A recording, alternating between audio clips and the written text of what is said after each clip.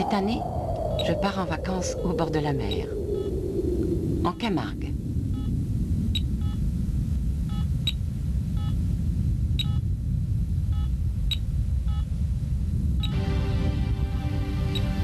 Pour moi, c'est plus que des vacances, c'est un anniversaire. C'est en Camargue que je suis allée avec mes parents pour fêter mes 10 ans. C'était il y a 50 ans, en l'an 2000. Je me souviens de tout comme si c'était hier. Je me revois assise à l'arrière de la voiture à essence de mes parents. Je ne perdais pas une miette de ces paysages. Pour moi, tout était nouveau.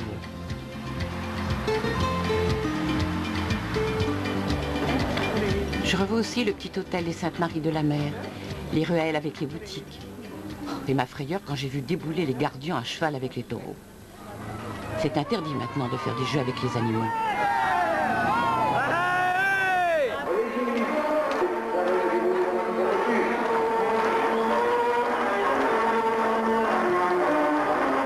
Ce que je n'ai jamais oublié, c'est la lumière de la Méditerranée. Cette lumière chaude et coupante qui donnait une belle couleur à la pierre du clocher de l'église des Saintes.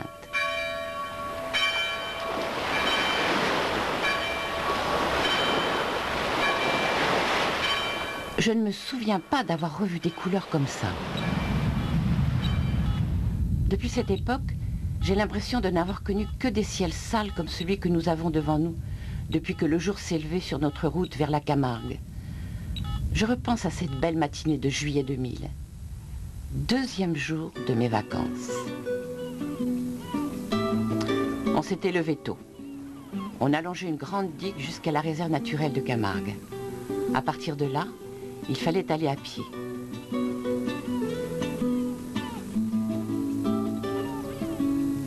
C'est beaucoup plus loin, près d'un phare, on s'est enfin baigné.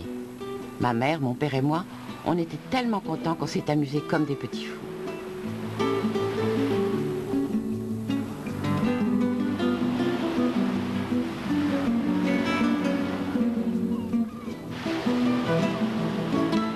La plage était complètement déserte. Vers la mer, il y avait des bateaux. Et vers les marais, il y avait plein d'oiseaux en liberté.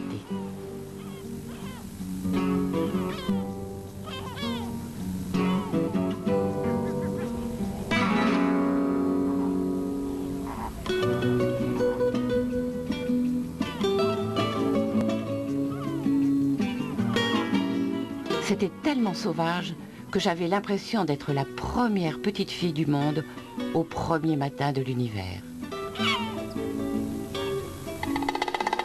La Camargue, c'est une création complexe qui a environ 7 à 8 000 ans, qui s'élabore donc au cours de ces millénaires par une avancée progressive du fleuve sur la mer. Et cette avancée, elle n'est pas régulière, elle est rythmée par l'histoire du climat en fait. On peut mettre en évidence qu'il y a des périodes qui ont été plus humides que la période actuelle et qui ont sans doute alimenté des débits liquides importants, susceptibles donc d'apporter beaucoup de matériel à la mer et de faire avancer le delta. Voilà, c'est une histoire qui se fait vers la mer et dans une série de constructions latérales au fur et à mesure que le fleuve change de lit.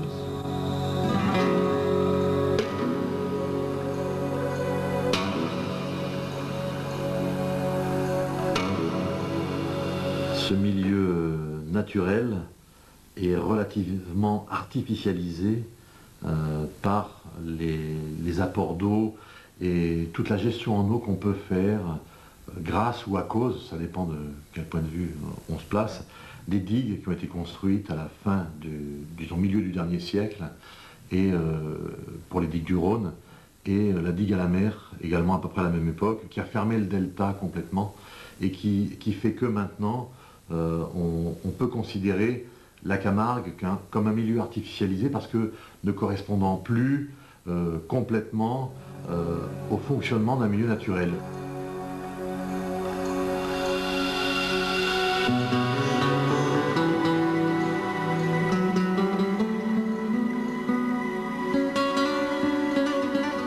La Camargue, c'est de l'eau, de la terre bien sûr, et une présence humaine ancienne qui a très fortement modifié l'ensemble. Donc une présence humaine avec du pâturage, avec de l'agriculture, notamment des cultures irriguées comme le riz, avec du sel et du tourisme. Donc une économie diverse, très vivante, qui s'est adaptée à l'évolution des mœurs, mais qui, à mon sens, est fragile et menacée, notamment par des productions venues de pays du Sud, à des coûts infiniment moins élevés.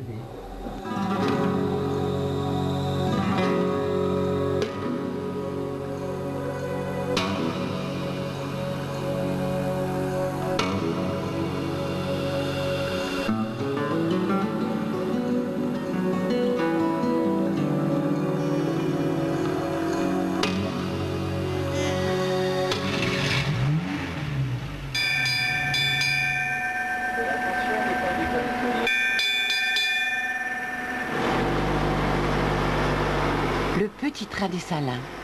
Ça, c'est un beau souvenir. L'origine des salins de Pécus, Péquier, les plus anciens de la Méditerranée, remonte à l'Antiquité. Pécus, J'avais trouvé magnifique ces lacs roses et ces tas de sel qui faisaient des collines blanches dans le paysage tout plat. Les Salins n'existent plus aujourd'hui. C'est devenu un musée, comme bien d'autres sites industriels abandonnés au moment de la crise économique de 2029.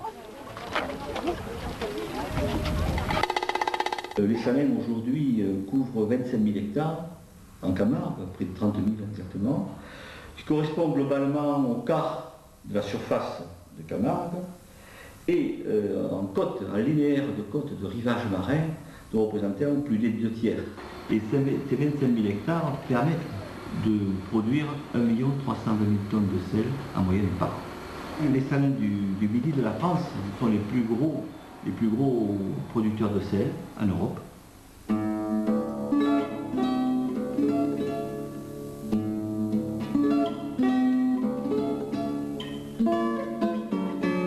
Le sel est une activité agricole, activité qui demande de la surface, tout simplement parce qu'il utilise des ressources naturelles, qui est l'énergie solaire et le vent.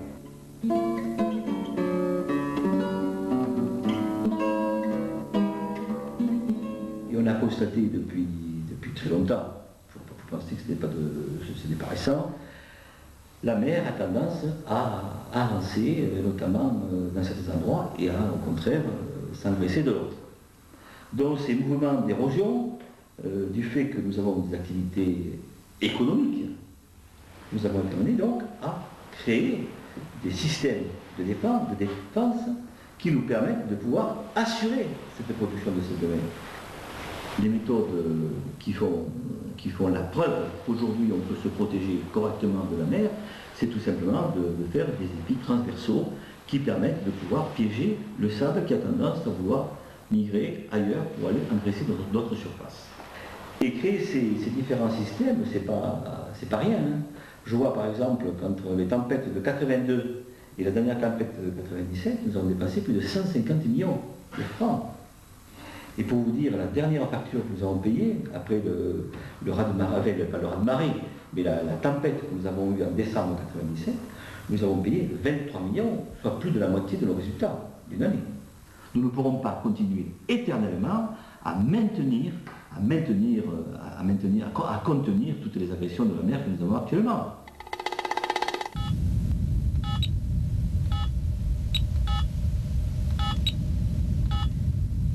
Ça, je reconnais, c'est le Grand Rhône. Au bout, à quelques kilomètres au sud, c'est la plage des Salins de Giraud. Je me souviens très bien à quoi ça ressemblait en l'an 2000. Mes parents étaient fatigués de marcher. On y était allés en voiture. Comme les voitures étaient autorisées, du coup c'en était plein, carrément garées sur le sable. Il y avait même des gens qui faisaient de la planche à voile entre les camping-cars. C'était complètement le contraire de la plage au milieu de la réserve naturelle où on était la veille.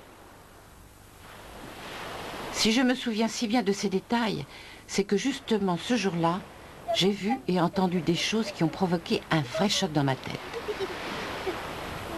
Sortie du bain, j'ai rejoint mes parents installés tranquillement pour la sieste au soleil. Ma mère écoutait de la musique à la radio. Et mon père, je ne sais pas s'il plaisantait ou quoi, mais ça m'a fait bizarre de l'entendre dire ça. Pamela, passe-moi la crème solaire. Il y a un trou d'ozone juste au-dessus de moi.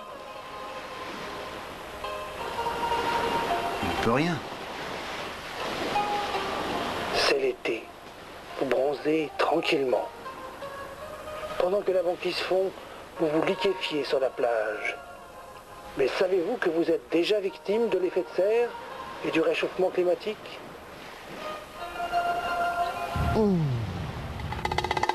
On est à peu près sûr que, par exemple, la décennie 90 est la décennie la plus chaude depuis 150 ans au moins. Et on estime, d'après des enregistrements paléo, que c'est la plus chaude depuis 1000 ans. Dans l'avenir, malgré tout, les gaz à effet de serre vont devenir, enfin, l'effet des gaz à effet de serre va devenir de plus en plus dominant. Donc globalement, on peut s'attendre de toute façon à ce qu'il y ait un réchauffement de la planète.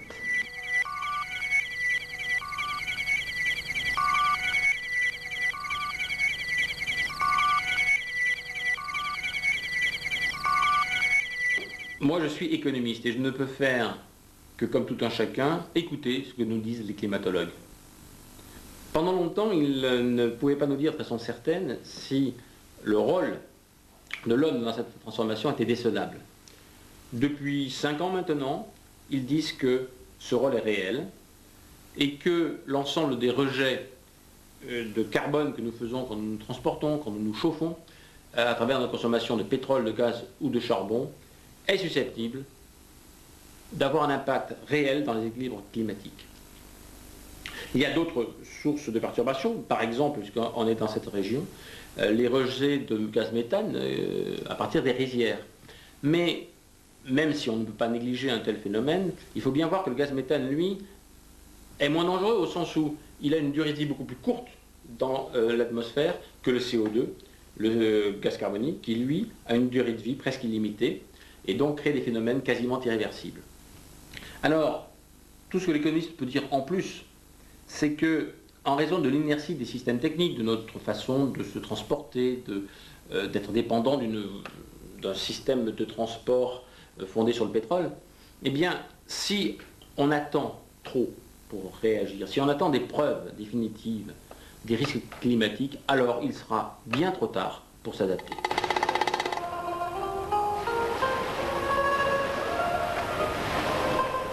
Et pour finir de vous casser le moral, savez-vous que la Camargue, comme tous les autres deltas du monde, est la première sur la liste des futurs engloutis? Alors, profitez bien de la plage, elle ne va pas durer, car l'effet de serre... L'effet de serre, l'effet de serre. Et si ça me plaît à moi, l'effet de serre pendant les vacances?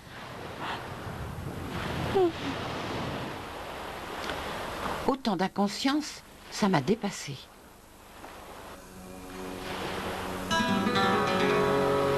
J'ai regardé autour de moi. Côté plage, l'effet de serre se voyait déjà. Et les adultes qui restaient là, à griller tranquillement dans le four. Et de l'autre côté du Rhône, ce que j'ai vu, c'était de la fumée et des flammes. D'un seul coup, je me suis sentie la dernière petite fille du monde pour l'ultime soir de l'univers.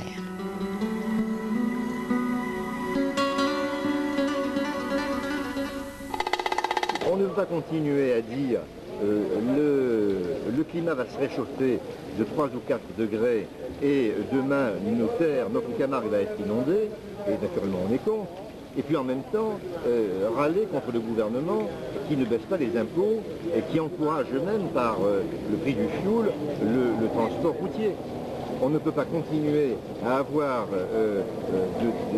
des autoroutes extrêmement dangereuses par le nombre des poids lourds qui circulent avec des horaires de travail invraisemblables parce que c'est moins coûteux de faire transporter des marchandises très lourdes par la route que par le fleuve ou par la mer ou par le fer. Donc il faut que les hommes politiques prennent leurs responsabilités de manière non démagogique, mais il faut aussi que la population ne demande pas à la fois d'être protégée du réchauffement dramatique de la planète et en même temps souhaite avoir des transports routiers toujours plus nombreux sur les routes avec la baisse du gasoil. Donc il faut un peu de cohérence et là vraiment il faut que chacun prenne ses responsabilités.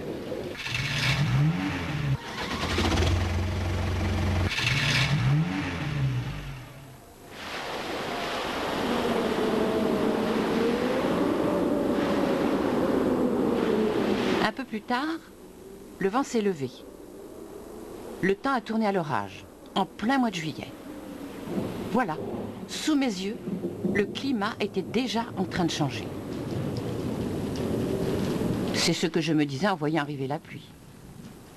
J'avais raison, la Terre n'a pas échappé au réchauffement.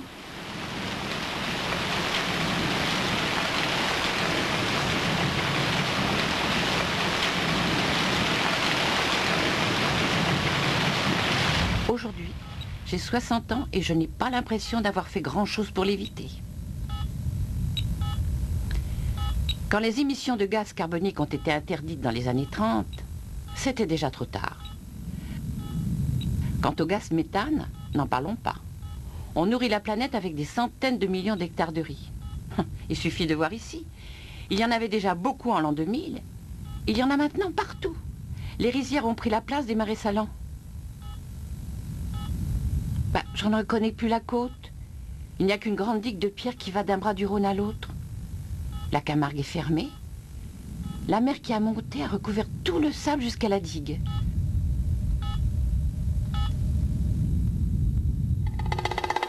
Bon, alors, les aménagements littoraux qui ont été entrepris maintenant, il y a quelques décennies déjà, dans la partie centrale du delta et dans sa partie occidentale, et puis qui sont beaucoup développés ces dernières années, protègent pour le moment, semble-t-il, assez efficacement les polders ou les entreprises, les installations salinières qui sont en arrière.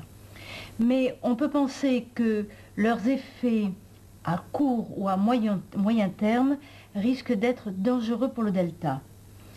D'abord parce que ces murs édifiés en face de la mer ont tendance à renforcer les dynamiques marines à leurs pieds, par conséquent à provoquer des phénomènes d'affouillement, de creusement qui vont les déstabiliser. Et ensuite, parce que à la longue, on obtient une différence de niveau assez considérable entre une zone en arrière qui est artificiellement séparée du fonctionnement naturel et la zone côtière de l'autre côté où il n'y a plus de plage mais où la mer monte.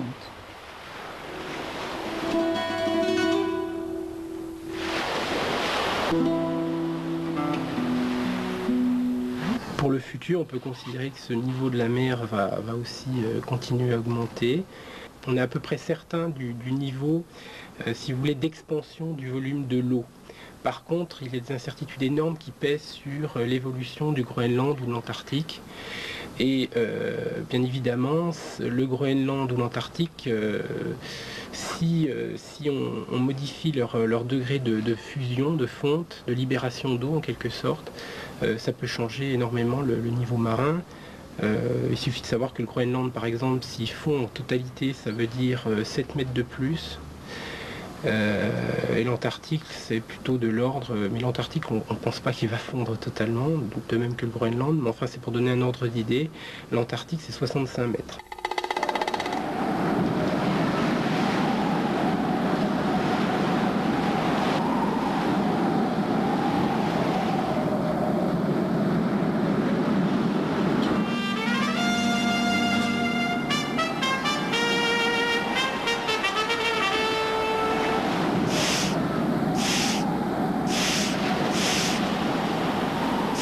J'avais oublié que depuis les années 30, l'écran total était devenu obligatoire. Ça me rappelle la blague de mon père sur le trou d'ozone. Avec le vent de plus en plus fort, les grains se collent au gel solaire. Si ça se trouve, en plus, on ne pourra pas se baigner. Leonardo devance ma pensée.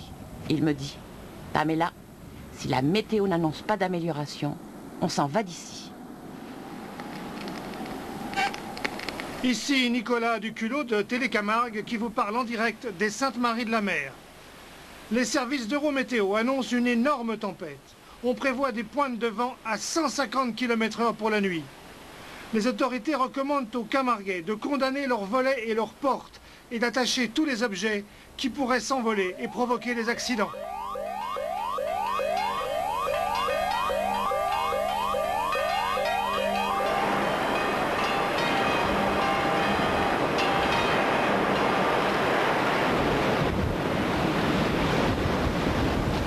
Alors, Leonardo ne fait ni une ni deux, il dit « Allez Pamela, on s'en va ». On remonte dans l'autobus, ça secoue déjà fort quand on remet le moteur en route. Vraiment, j'ai aucun regret de partir. C'est vers la montagne qu'il faut aller. Alors, pour être tout à fait sûr, j'allume mes télélunettes et je regarde la chaîne Météo Suisse. Madame, Monsieur, bonsoir. Les prévisions pour demain, eh bien, sachez que sur l'ensemble de notre pays, c'est le soleil qui va régner une fois de plus, avec des températures, eh bien, légèrement au-dessus des normales saisonnières, puisque nous allons avoir 24 degrés sur le plateau et jusqu'à 26 degrés au sud des Alpes, l'isotherme du 0 degré se situant à 3700 mètres d'altitude. Très belle soirée à vous tous, à très bientôt. Au revoir.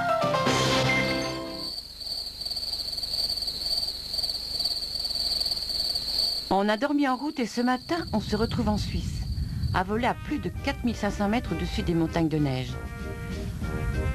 Là, je retrouve enfin de la belle lumière. Puis on redescend vers les vallées, à la recherche d'un lac.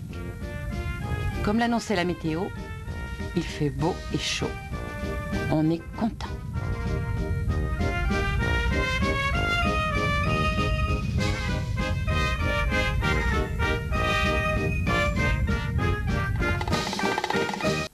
Sur cette carte, on voit pour la période hivernale un réchauffement qui est plus marqué dans les montagnes elles-mêmes, qui peut atteindre 1,5 degré ou plus. Pour l'été, par contre, le réchauffement est beaucoup plus marqué. Il peut atteindre jusqu'à 5 degrés. Au niveau des précipitations, on voit ici une augmentation de l'ordre de 5 à 10% sur la plupart de l'arc alpin. En été, par contre, on a une diminution des précipitations presque partout, et ceci est en relation avec le fait que le bassin méditerranéen a tendance à se dessécher, aura tendance à se dessécher en été, et ça va se répercuter jusqu'à la région alpine. On trouve un joli petit lac de montagne, une merveille. L'eau est chaude, on rigole comme des enfants. Nos vacances sont sauvées. La Méditerranée, ses tempêtes sont loin. Cette tempête est effectivement la plus forte du siècle. Les riverains s'inquiètent maintenant de la résistance de la digue à la mer que les vagues submergent. Les assauts des vagues vont-ils avoir raison de la grande muraille de Camargue? Monsieur de la Robine, pouvez-vous rassurer nos auditeurs?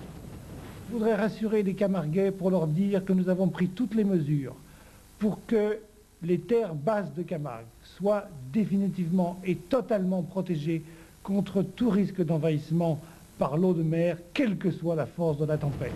Merci, mais tout le monde n'est pas de cet avis, notamment Frédéric Barbeverte, président des écologistes de Camargue. Les zones qui aujourd'hui sont à 50 ou 60 cm sous le niveau de la mer vont être reprises par la nature tôt ou tard.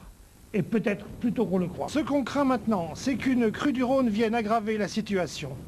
Regardez ces images d'archives de Télécamargue.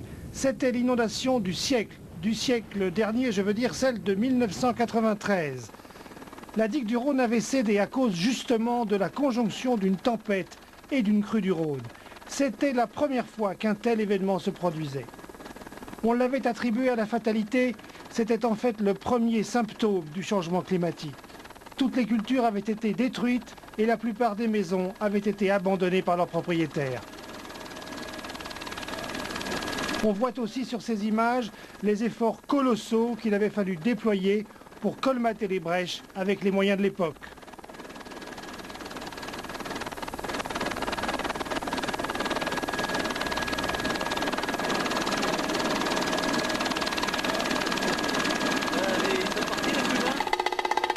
En 93, il y a eu une première crue qui n'était pas énorme, pas une des plus grosses que connaît le Rhône.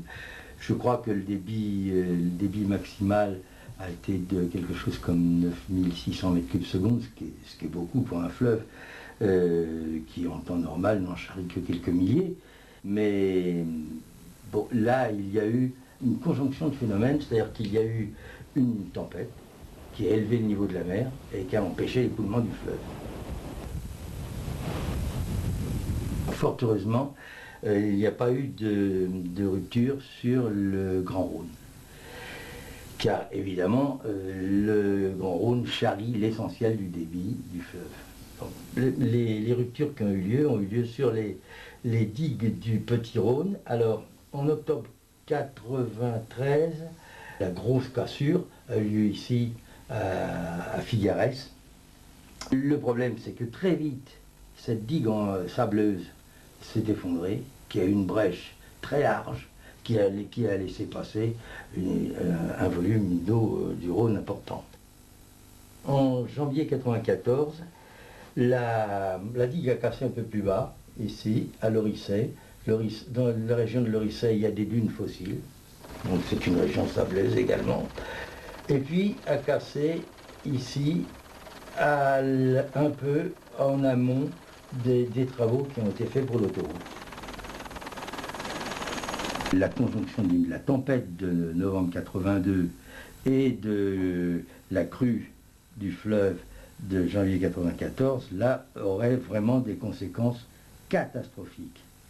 L'hypothèse la plus plausible pour le milieu du XXIe siècle, c'est une élévation moyenne du niveau des mers de 15 à 25 cm. Bien, et aussi une augmentation de la fréquence des tempêtes. Ces deux phénomènes liés, élévation du niveau et augmentation de la fréquence des tempêtes, va poser de sérieux problèmes à la Camargue, qui est une basse terre. Tout le sud de la Camargue est autour du niveau de la mer, ou plutôt en dessous. Côté du fleuve, la conjonction de pluies très fortes sur le bassin de la Saône, la fonte des neiges un peu forte, risque d'augmenter le risque de voir ces grosses crues se reproduire.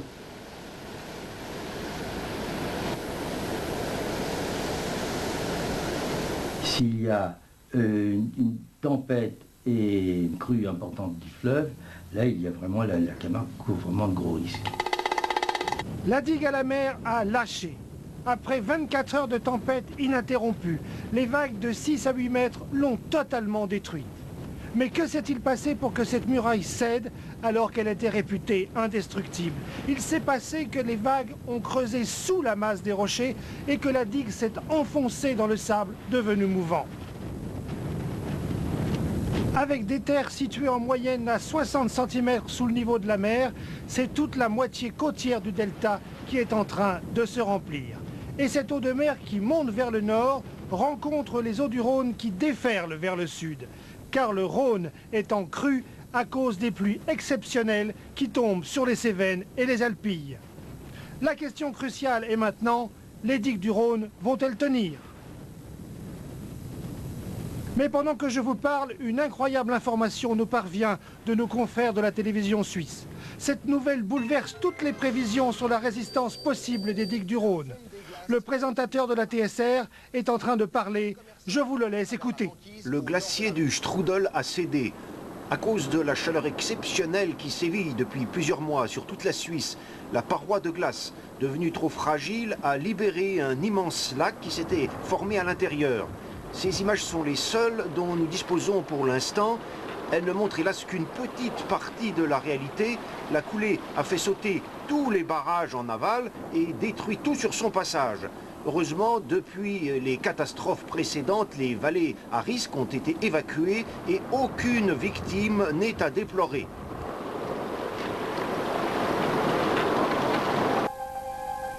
Certains s'en souviennent, la première catastrophe du genre a eu lieu il y a 57 ans, en 1993. Le glacier du Mont Noir avait été l'un des premiers à fondre au début de la période de réchauffement planétaire. Ces archives, filmées avant l'accident, montrent parfaitement ce lac qui, quelques semaines plus tard, devait détruire entièrement la ville de Brigue, comme on le voit sur ces terribles images tournées par un amateur miraculeusement survivant. Depuis, 18 catastrophes de ce genre, plus ou moins importantes, ont été provoquées par la fonte des glaciers suisses. Et cela n'est pas fini. Les scientifiques prévoient que les glaciers alpins n'existeront pratiquement plus à la fin du XXIe siècle. Sur cette simulation, avec en bleu les glaces permanentes et en rouge les neiges saisonnières, on voit qu'entre l'an 2000 et aujourd'hui, en 2050, les 3/4 des glaciers ont déjà disparu.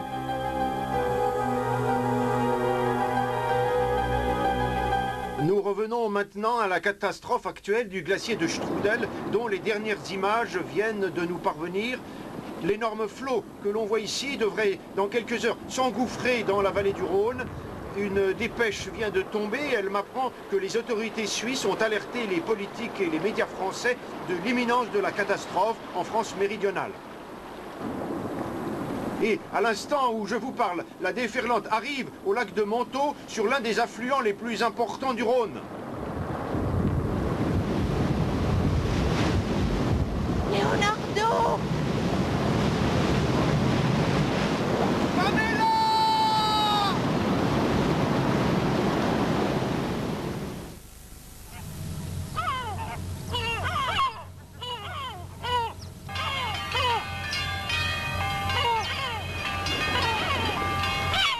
Après une nuit de folie, le calme est revenu. Ce matin, autour de moi, je ne vois plus que de l'eau.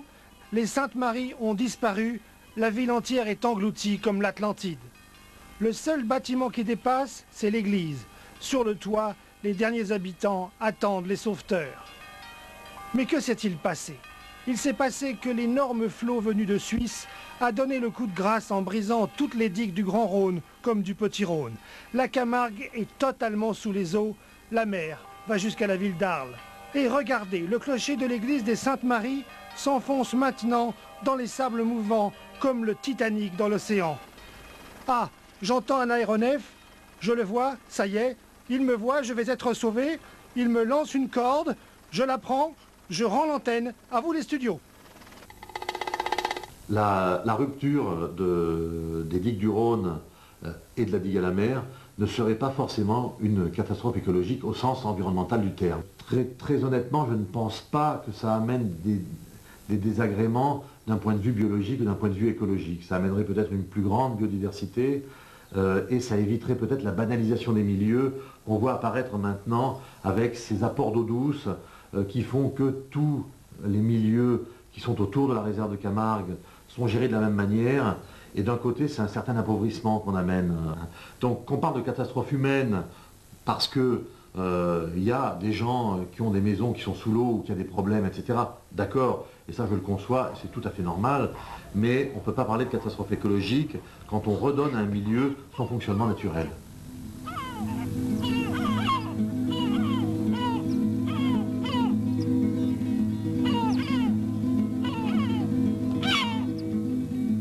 Il y a un nombre grandissant de gens qui, éclairés notamment par le discours de certains scientifiques, commencent à admettre qu'en cas d'évolution un peu brusque, je ne parle pas de grande catastrophe, mais d'évolution un peu accélérée du climat, et donc notamment d'exhaussement du niveau de la mer, il y a un nombre grandissant de gens qui commencent à considérer qu'on ne pourra pas tenir sur tout le littoral, qu'il faudra bien, dans certains cas, s'accrocher parce que derrière, il y a des villages, des maisons, des activités industrielles, et que dans d'autres cas, il y a des milieux naturels qui pourraient fort bien supporter une intrusion de la mer et être ainsi, accepter ainsi cette modification.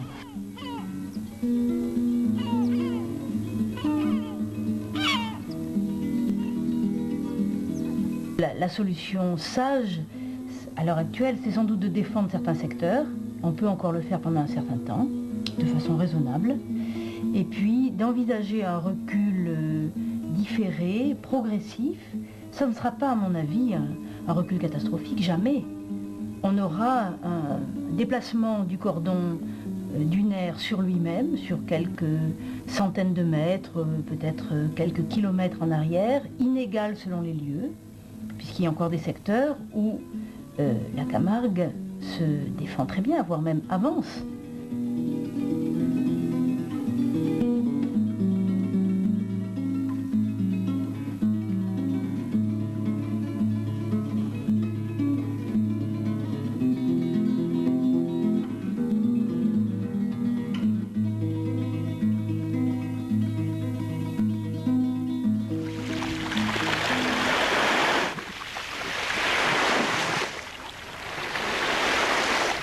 Oh, c'est pas possible. Pamela, on est revenu en Camargue. Et Ram,